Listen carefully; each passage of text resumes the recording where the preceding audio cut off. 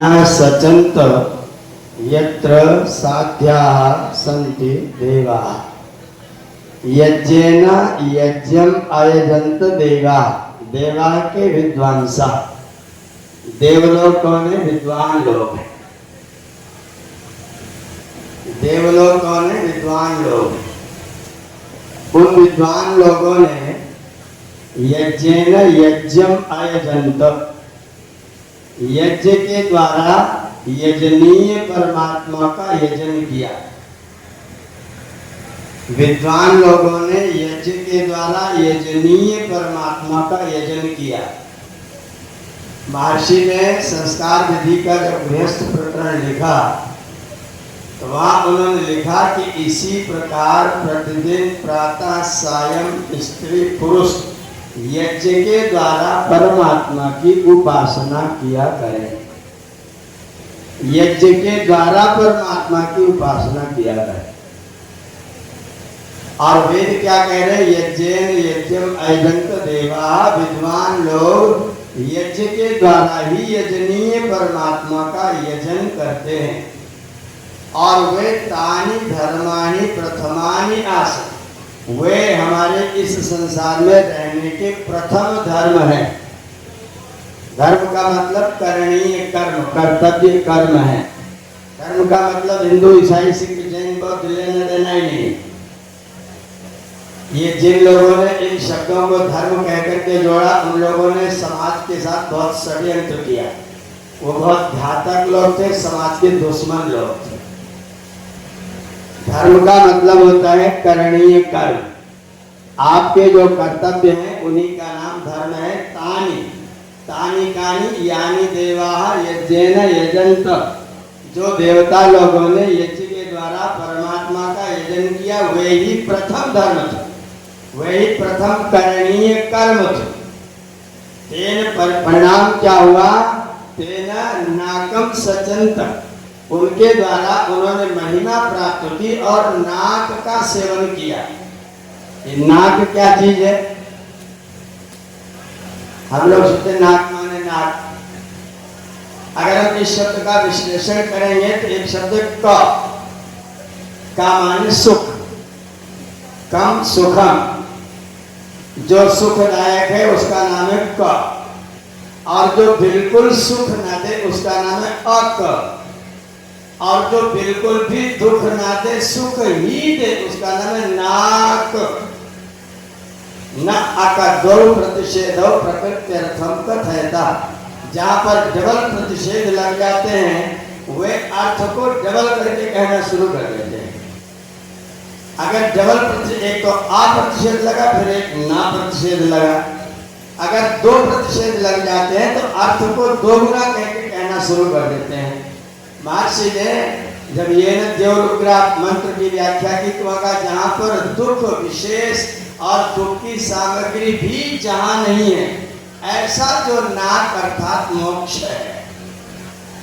तो तेन ही महिमाना नाकम सचंत उन लोगों ने महिमा को प्राप्त करके नाक का सेवन किया अर्थात मोक्ष सुख का सेवन किया। जिन लोगों ने यज्ञ से परमात्मा का यजन किया उन लोगों ने परमात्मा का यजन किया तो मुक्ति को प्राप्त किया। तो हम लोग क्या करें? एक व्यक्ति ने वेद पढ़ करके अपना कल्याण किया, ये कथा सुनाई जाए इसका मतलब क्या हुआ कि तुम भी वेद पढ़ो और अपना कल्याण। जिन लोगों ने यज्ञ किया उन्होंने परमात्मा की उपासना की, परमात्मा की उपासना से उन्होंने महिमा को प्राप्त किया और संसार में महिमा को प्राप्त किया। और संसार में महिमा पूर्वक जीने के बाद जब वो शरीर छोड़ करके गए तो नाकम सचंत उन्होंने मोक्ष का सेवन किया। हम करेंगे तो हमें भी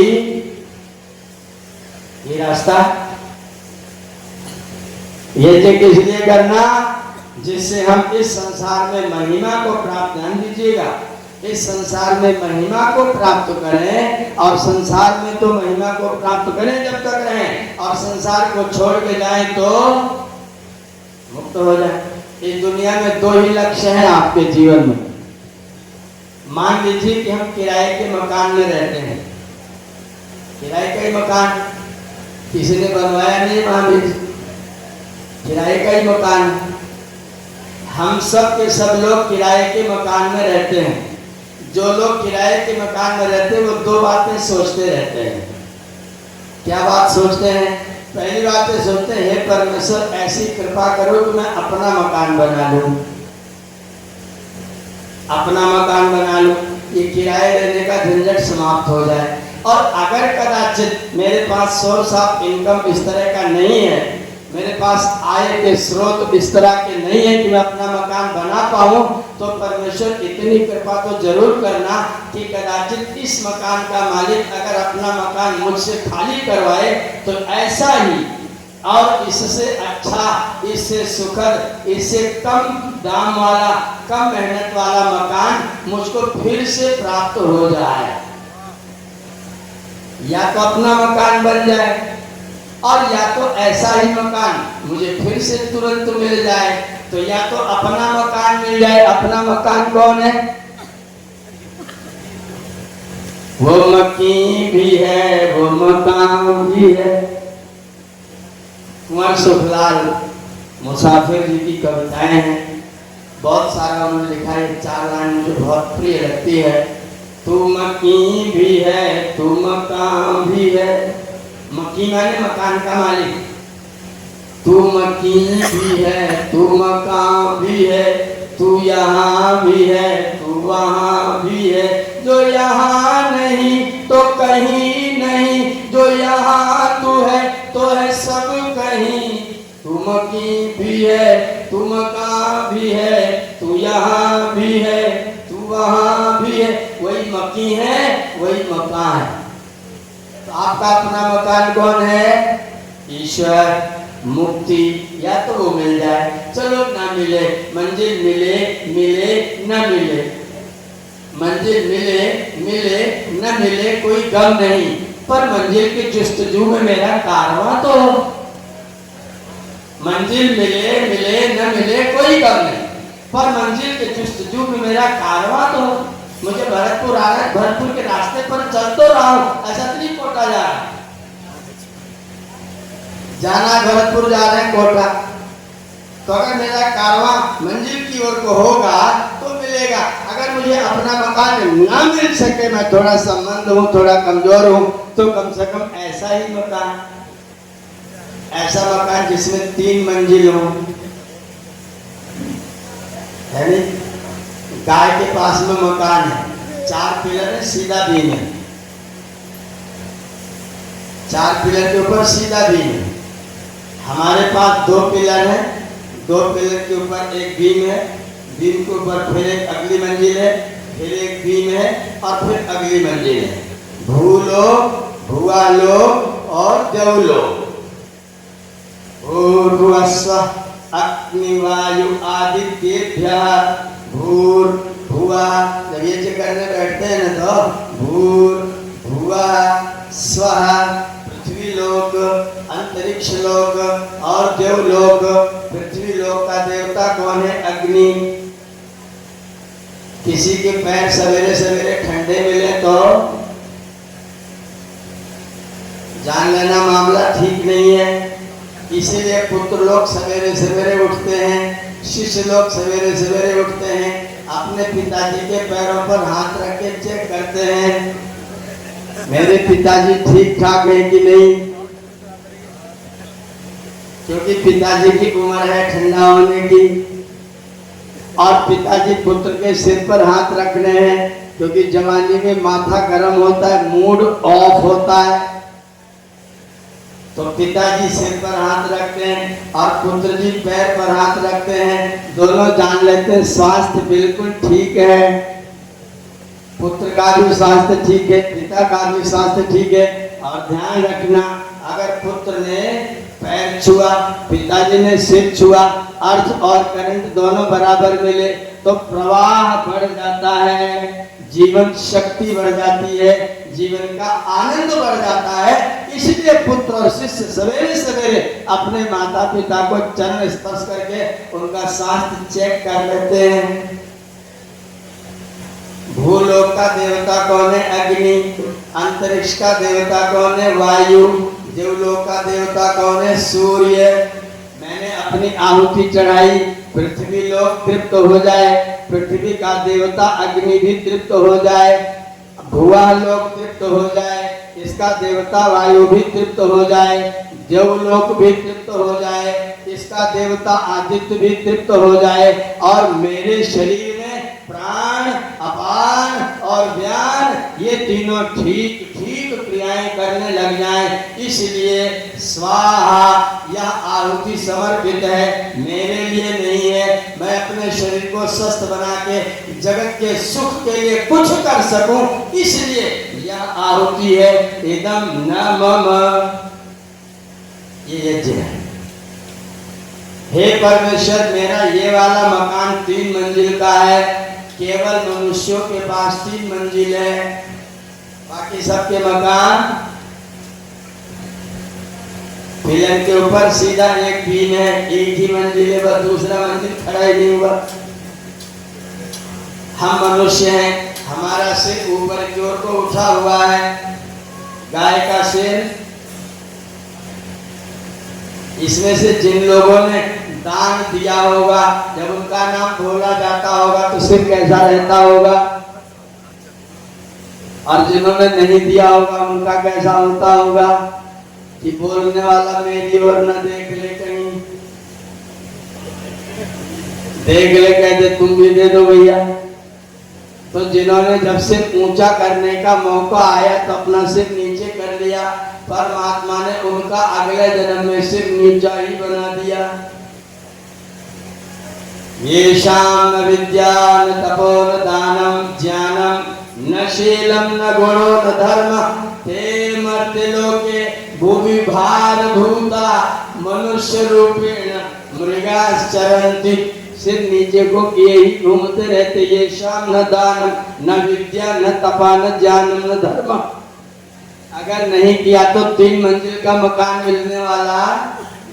मैं परमात्मा से प्रार्थना करता हूँ कि या तो नाक मिल जाए, या तो मोक्ष मिल जाए, और न मिले तो किराए के मकान में रहते रहते ऐसा ही मकान अगले जन्म में फिर भी कम से कम मानव का तन तो अवश्य प्राप्त हो जाए। अगर कोई व्यक्ति ये करेगा तो अगर आप आहुति चढ़ाते और सत्संग सुनते हो तो मैं गारंटी कर सकता हूँ कि परमात्मा को आपको मजबूर हो कि मानव का जन्म देना ही पड़ेगा। क्यों? कारण बता रहा हूँ, अपनी बात को सिद्ध कर रहा हूँ। परमात्मा हमें जो जन्म देते हैं वो किस आधार पर देते हैं? हमारे कर्म के आधार पर। और जिन कर्मों का फल जिस जिस योनि में, ध्यान दीजिए मेरे शब्दों को, बहुत दार्शनिक बात कह रहा हूं। जिन जिन कर्मों का फल जिन जिन योनियों में प्राप्त हो सकता है वैसा वैसा शरीर परमात्मा बना करके जीवात्मा को प्रदान करते हैं। और अब तक आपने जैसे जैसे कर्म किए वैसे वैसे शरीर परमात्मा ने बनाए हैं। आगे अगर हम लोग आप लोग अपने कर्म बदल देंगे तो परमात्मा नई योनियां भी बना करके शरीर में आपको प्रदान करेंगे। योनियां समाप्त होने वाली नहीं है। जैसा भी कर्म करोगे उस कर्म का फल जिन योनियों में प्राप्त हो सकेगा वह शरीर परमात्मा आपको बना करके प्रदान करेंगे। अब तक जितनी योनियां हुई है उतनी ही नहीं है ईश्वर के पास, आगे बढ़ भी सकती हैं। जिन योनियों में आप कर्म का फल प्राप्त करने के लायक होंगे वैसा शरीर आपको परमात्मा प्रदान करेंगे। क्या किसी अन्य योनि में कोई व्यक्ति आहुति चढ़ा सकता है? क्या किसी अन्य योनि में कोई व्यक्ति बैठ के सत्संग श्रवण कर सकता है? अगर मैं यहाँ पर 10, 20, 50 गधों को लाके रख दूं तो सभी गधे मेरी ओर मुंह करके खड़े होंगे जी। किधर को मुंह करेंगे? उनकी मर्जी, उनकी मर्जी। न सूरज देखेंगे, न चंद्रमा देखेंगे, न तारा देखेंगे, न पूरब देखेंगे, न पश्चिम देखेंगे, न मंच देखेंगे। जिधर घास दिखाई देगी उधर मुंह करके खड़े हो जाएंगे। उनको सत्संग से कुछ भी लेना देना कोई मतलब नहीं है। मनुष्य को छोड़ के अन्य किसी योनि में सत्संग होने की संभावना, इसलिए सत्संग करने वाले व्यक्ति को परमात्मा मनुष्य के अलावा और कौन सा शरीर प्रदान करेंगे? क्योंकि सत्संग का फल मनुष्य के अलावा और किसी योनि में प्राप्त नहीं हो सकता है, तो फिर परमात्मा आपको कौन सा जन्म प्रदान करेंगे? स्वाभाविक बात है, अगर कोई व्यक्ति सत्संग करता है और व्यक्ति स्वाध्याय करता है तो निश्चित तौर पर यह घोषणा की जा सकती है कि परमात्मा उसको मानव का ही तन प्रदान करेंगे। अगर किसी को मानव का तन प्राप्त करने के लिए अपना आरक्षण कराना हो तो सत्संग का अवसर लगे तो कभी भी चूक मत जाना। स्वाध्याय का मौका लगे तो कभी भी बहाना न बनाना, जरूर जाना। अगर आपने सत्संग स्वाध्याय नहीं किया तो फिर मानव योनि को प्राप्त करने का, अगर आपने जीभ में अपने मन को ज्यादा लगाया तो परमात्मा आपको मक्खी बनाए कि मनुष्य। मिठाई का सबसे पहला स्वाद कौन लेता है? मनुष्य की मक्खी। अगर आपने घर बनाने का अपना संस्कार बनाया हुआ है तो परमात्मा आपको मकड़ी या छिपकली बनाए कि मनुष्य बनाए? घर में पहला प्रवेश किसका होता है? घर का मैं उद्घाटन करने गया, घर का आज उद्घाटन है, जो घर उतार हमारे यहाँ बोलते हैं, इसको हमारे यहाँ शाला कर्म विधि संस्कार विधि में लिखा हुआ है। मैं शाला कर्म विधि कराने के लिए गया, मकान अभी डेंट पेंट सब कुछ कंप्लीट तैयार हुआ और उसका उद्घाटन होना है। मैंने देखा कोने कोने में जाला लगा हुआ। मैंने यजमान से पूछा मकान कब बना? बोले साहब कल ही तो मिस्त्री इसमें से बाहर निकले, कल ही पेंटर इसमें से बाहर निकले। मैंने कहा मकड़ी लोग, बोले इनका तो कुछ मत पूछे, तो आज छोड़ो कल लगा लेते हैं। तो सबसे पहले घर में प्रवेश किसका है? अगर आपने जगत भर में भरतपुर में 15 मकान बनाने का संस्कार बना रखा है और दूसरों के मकान पर भी कब्जा कर रखा है तो परमात्मा आपको मनुष्य बनाए कि मकड़ी बनाए? आपने कर्म तो मकान पर कब्जा करने वाले बना रखे हैं ना, और मकड़ी बिना कोई खर्चा वर्चा किए कोई मुकदमा उसके खिलाफ दायर होता है क्या? उसको मकान उपलब्ध है ना, तो परमात्मा आपको क्या बनाए? मनुष्य बनाए? कोई जरूरत नहीं है। याद रखना, जिन कर्मों का फल अन्य योनियों में प्राप्त हो सकता है उन कर्मों का फल देने के लिए परमात्मा आपको मानव योनि में भेजने वाले। जो लोग आज मानव की योनि में हैं उन लोगों ने निश्चित तौर पर ऐसे कर्म किए थे जिन कर्मों का फल मानव के तन में रह करके ही प्राप्त हो सकता है। तो आपने अच्छे कर्म किए इसलिए मानव का तन प्राप्त किया है, और अगर अगली बार इस तरह का कर्म नहीं करेंगे तो इसलिए स्वाध्याय और सत्संग, व्यक्ति मंत्र पढ़ रहा है ये जो करेगा तो सब एक साथ मिल जाएगा। यज्ञ ऐसा कर्म है जिसमें सब एक साथ मिलेगा। आप यज्ञ करने के लिए बैठोगे, आपके जो बड़े होंगे उनको प्रणाम करोगे कि नहीं करोगे? पितृयज्ञ हो गया। अपने उपदेशों को प्रणाम करोगे कि नहीं करोगे? पितृयज्ञ हो गया। वो 4 बात सुनाएगा, सुनोगे कि नहीं सुनोगे? अतिथि यज्ञ हो गया।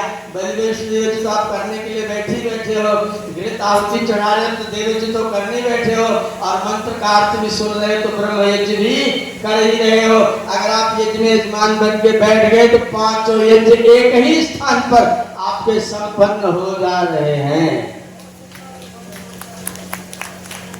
एक साथ 5 यज्ञ संपन्न हो रहे हैं। और जिस व्यक्ति ने 5 यज्ञ किया है वह व्यक्ति मानव के अतिरिक्त और किसी शरीर में जा नहीं सकता, क्योंकि मानव के अतिरिक्त और कोई यज्ञ कर नहीं सकता। एक व्यक्ति ने मुझे प्रश्न किया, सज्जन वो पथिक जी थी, आदरणीय सत्यपाल पथिक जी, टंकारा गुरुकुल की बात है। पथिक जी मंच पर बैठे थे और भजन हो रहा था। पक्षीगण राग तेरा ही गाते, पक्षीगण राग तेरा ही गाते। एक सज्जन बीच में से करो, पक्षी तो गा ही नहीं सकते, पक्षी तो परमात्मा का भजन गा ही नहीं सकते। पथिक जी मुस्कुरा के चुप हो गए, बोले इसका उत्तर अभी शिवदत्त पांडे जी आपको देंगे। भजन उन्होंने लिखा, गाने खुद बैठे हैं और बोले इसका उत्तर अभी थोड़ी देर में शिवदत्त पांडे जी आपको देंगे, मुझे भजन गा लेने दो। उन्होंने अपना पूरा कार्यक्रम संपन्न किया। एक तरफ हुए, मेरा व्याख्यान देने का नंबर आया। मैंने जब अपना मेरा क्रम आया तो मैंने कहा भाई साहब आप थोड़ी देर के लिए खड़े हो जाइए। वो खड़े हो गए। मैंने कहा भक्ति की परिभाषा बताइए। भक्ति की परिभाषा क्या है? बोले भक्ति की परिभाषा है प्रभु की आज्ञा का पालन करना। मैंने कहा चिड़िया कौन सी भाषा बोलती है? अंग्रेजी कि फारसी कि उर्दू, बंगला, तमिल? पूरी दुनिया की गौरैया एक ही भाषा बोलती है, पूरी दुनिया के मोर एक ही भाषा बोलते हैं। और 1 अरब 97 करोड़ वर्षों में मोरों ने अपनी भाषा में परिवर्तन, तो वो तो ईश्वर की आज्ञा के अलावा और कुछ कर ही नहीं सकते। वो तो ईश्वर की भक्ति के अलावा और कुछ कर ही नहीं सकते। आप गाय के सामने पालक काट के दे दो तो पकौड़ी बनाएगी कि पालक पनीर बनाएगी कि दाल में डाल के खाएगी कि सीधा सीधा खाएगी? गाय ने अपना भोजन आज तक नहीं बदला, वो ईश्वर की ही भक्ति कर रही है। अमेरिका का कुत्ता भी उसी भाषा में भौंकता है जिस भाषा में वो छामदी वाले छत पर चढ़ के भौंकते हैं। मैंने यहाँ विचित्र राग देखा, वो नीचे भौंकते ही नहीं, छत पर चढ़ के भौंकते। यहाँ के विशेष सवेरे सवेरे अग्निहोत्र करने बैठे, सवेरे वो मंत्र पढ़ना शुरू करते छत पर। और भारत पाकिस्तान की सीमा पर बीच में गैलरी है, गली है, एक उधर से करे एक उधर से करे, पार हो नहीं सकते, दोनों आरंभ किए। अगर यहाँ पर सुल्तानपुर के कुत्ते आ जाए तो उनकी भाषा दूसरी होगी क्या? जिस भाषा को परमात्मा ने उनके लिए बनाया उसमें कुत्तों ने आज तक कोई परिवर्तन नहीं किया। दुनिया का कोई प्राणी ईश्वर की आज्ञा का भंग नहीं करता, केवल मनुष्य करता है। इसलिए मनुष्य को ही पाप या पुण्य लगता है, गाय को पाप और पुण्य नहीं लगता है। गाय अगर आपको लात मार दे तो उसे पाप नहीं लगेगा, और 10 सेर दूध दे दे तो भी कोई पुण्य नहीं मिले। वो केवल ईश्वर की आज्ञा का पालन कर रही है बस। मनुष्य क्योंकि गलत भी कर सकता है, सही भी कर सकता है, इसलिए मनुष्य के कर्म में पाप और पुण्य आता है। इसलिए सारी धर्म की शिक्षा गाय के लिए नहीं दी गई है। धर्म का उपदेश किसके लिए है? गाय ने आज तक अपने आप को बदला ही नहीं। गाय जैसी थी वैसी ही है। गाय ने कोई परिवर्तन नहीं किया, कुत्तों ने कोई परिवर्तन नहीं किया। सभी प्राणी अपने अनुसार रहते हैं। मनुष्य का प्राणी, मनुष्य का बच्चा कभी अंग्रेजी बोलता है, कभी फारसी बोलता है, कभी हिंदी बोलता है, कभी उर्दू बोलता है, और एक कम पे जा रहे हो कभी ब्रजभाषा में बोलता है। अगर हम मनुष्य लोग यज्ञीय कर्म को नहीं, परमात्मा ने आदेश दे रखा है बाकायदा, सामवेद का मंत्र है, विधिवत बाकायदा क्या क्या करना चाहिए। उन्होंने कहा क्या क्या करो? बोले संविधा लेकर के आओ, संविधा लेकर के आओ, सामग्री जुटाओ, त्वाचितयन्तः पर्वणा भयम। तुम्हें सोचते हुए, तुम्हारे विषय में विचार करते हुए प्रत्येक पर्व पर, दोनों संध्या कालों पर, हे परमेश्वर हम आपकी ही उपासना किया करें यज्ञ के माध्यम से। या जो यज्ञ है वही ईश्वर की उपासना का पवित्र साधन है जो आपको प्राप्त हुआ है। या यज्ञ, यज्ञ का मतलब एक नहीं। अगर आपसे ये बोलिए यज्ञ माने क्या है, बोले जिनसे सार्वजनिक सुख मिलता हो ऐसे प्रत्येक कर्म का नाम यज्ञ है। जिससे सार्वजनिक सुख मिलता, एक को नहीं, एक को तो दूसरे को सताने में भी सुख मिल सकता है। जिससे सार्वजनिक सुख मिलता हो उस प्रत्येक कर्म का नाम यज्ञ है। आपने वृक्ष लगा दिया,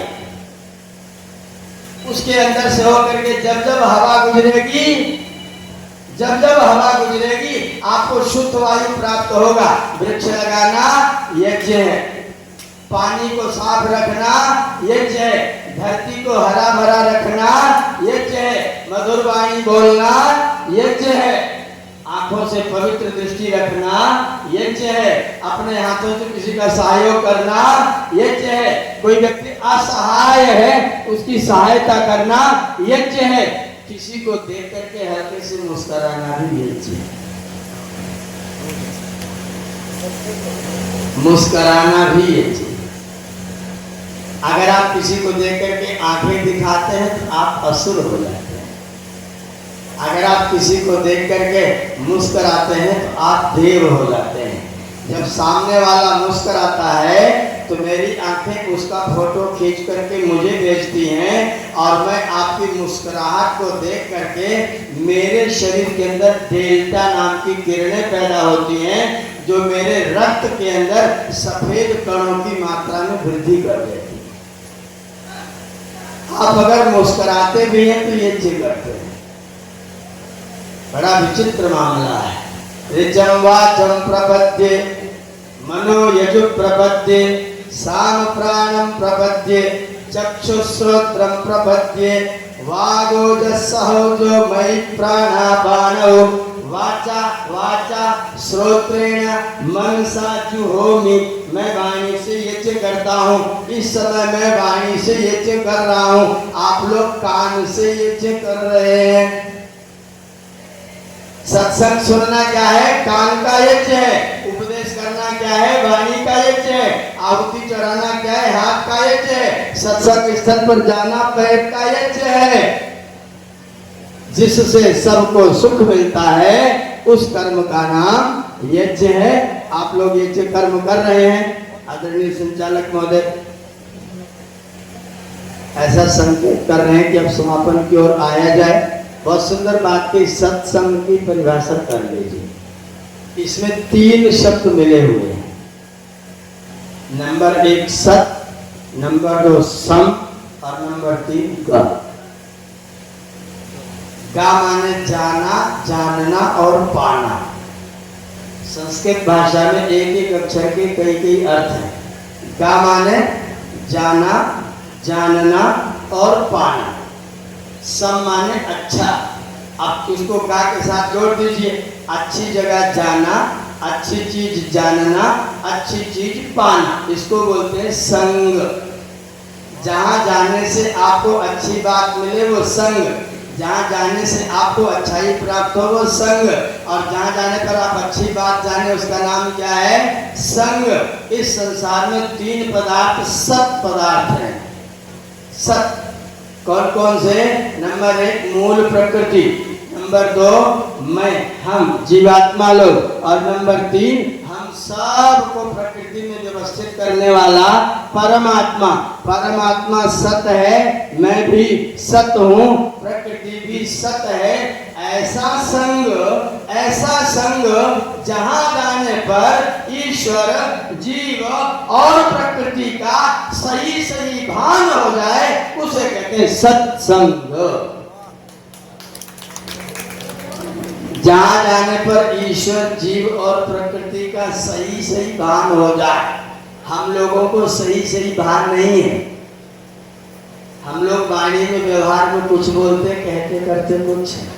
मैं मर गया, ये वाक्य सत्य है कि असत्य है? मैं मर गया, मैं कभी मर सकता हूं? झूठ है ना। अगर आप कहते हैं मैं मर गया, उसका मतलब आपको अभी तक जीव का बोध नहीं है। परमात्मा नाराज हो जाएगा। ऐसा जो व्यक्ति बोले, पंडित जी बोले, तो जानना पंडित जी को परमात्मा के बारे में जानकारी। परमात्मा नाराज हो सकता है? जिसका राज ना रहे वही तो नाराज होगा। परमात्मा का राज कब खत्म होगा? तो नाराज कब होगा? सासू जी का राज परिवार में चलता था, बहू रानी आ गई, सासू का राज कम हो गया, सासू जी नाराज हो गई। पिताजी का राज चलता था, पुत्र जी जवान हो गए, पुत्र जी अपना राज चलाने लगे, पिताजी नाराज हो गए। गुरु जी का राज चलता था, शिष्य बड़ा हो गया, बात नहीं मानता, गुरु जी नाराज हो गए। परमात्मा का भी कैसा होगा क्या? हम सब तुम सब मिलके परमात्मा का राज छीन सकते हो? तो परमात्मा नाराज हो सकता है? जो ये बोले जान लेना वो सत्संगी नहीं है। परमात्मा नाराज नहीं होता। मैं कभी भी मरता नहीं हूं। सब कुदरत का खेल है, सब कुदरत का। ये वाक्य सत्य है। कुदरत बिचारी जड़ है, उसका कोई खेल नहीं है। सारा का सारा खेल करने वाला मेधावी उस परमात्मा का सारा खेल है, कोई कुदरत का खेल नहीं है। जो लोग बोलते कुदरत का खेल है, सत्संग गया। जो लोग कहते मैं मर गया, सत्संग गया। जो लोग बताए परमात्मा तुमसे नाराज हो जाएगा, इसका मतलब सत्संग नहीं है। हम बहुत सारे वाक्य बोलते हैं, झूठ बोलते हैं, असत्य वाक्य है। खेल केवल परमात्मा करता है। कुदरत तो बहुत अधीन है, बेचारी कुछ नहीं करती। करते हम और तुम हैं। जो कहते मेरा मन नहीं लगता, ये वाक्य असत्य है। मैं मन को नहीं लगाता, ये वाक्य सत्य है। सूरज पूरब में उगता है, यह वाक्य असत्य है। जहां सूरज उगता है उसे पूरब कहते हैं, यह वाक्य सत्य है। इसलिए जब सत्संग करेगा तो क्या सही है क्या गलत है, जिसकी यहाँ पर विवेचना हो जाए उसे सत्संग कहते हैं। इसलिए अगर मैं कहूँ तो मेरी अहम मान्यता मत कहना। सत्संग केवल आर्य समाज ही कराता है, बाकी लोग सत्संग नहीं कराते हैं। कथाएं सुनाते हैं, प्रवचन करते हैं, लेकिन सत्संग तो केवल आर्य समाज के मंच पर ही आपको प्राप्त होता है। ईश्वर जो प्रकृति का सही सही बोध आर्य समाज के मंच पर ही आपको होता है। इसलिए यही सत्संग है। आप यहाँ सत्संग कर रहे हैं, आपका बहुत बहुत धन्यवाद करते हुए आज के लिए इस समय के लिए वाणी को विरमित करते हैं। आप सबका बहुत बहुत धन्यवाद। ओम शांति।